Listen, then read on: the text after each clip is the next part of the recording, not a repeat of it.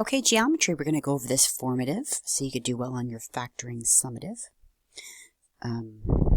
Fix that. All right, so if I go ahead and put my parentheses, put my x's, clearly this is plus plus.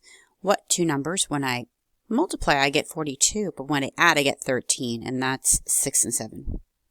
And you can put them whichever one you want first. If you want to put x plus 6 first, if you want to put x plus 7 first, either one is fine, but do not use any spaces and use lowercase x. The parentheses are already there for you. Number 2, so I go ahead and put my parentheses. Now I'm going to have plus minus here because I've got a minus 30.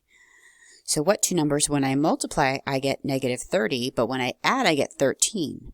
Well, that's going to be 15 and 2, and the 15 is going to have to be positive because a positive 15 minus 2 will give me the 13. Number 3, so I go ahead and put my parentheses.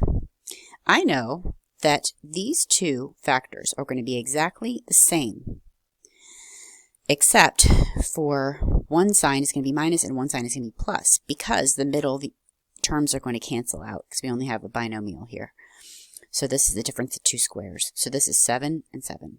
Because the outer and the inner term, I've got a negative 7 and a positive 7. That's why there are only two terms here, because the middle term cancels.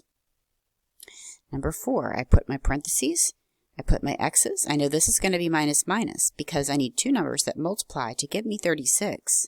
But when I add, I get a negative 12. So that's going to have to be 6 and 6 because negative 6 plus negative 6 is negative 12. And negative 6 times negative 6 is 36. And I believe this is the last one. I go ahead and put my x's. I put my signs. Now, two numbers that multiply, I was thinking 6 and 4 are 24, but when I add 6 and 4, even if they're negative, I'm not going to get negative 11. So, but I'm pretty close though, numbers that are close. So then I tried 3 and 8. Oh yeah, that works because 3 times 8 is 24 and 3 plus 8 is 11. And we're doing the negatives. So a negative 3 times a negative 8 is a positive 24, and a negative 3 plus a negative 8 is a negative 11. And so we are finished.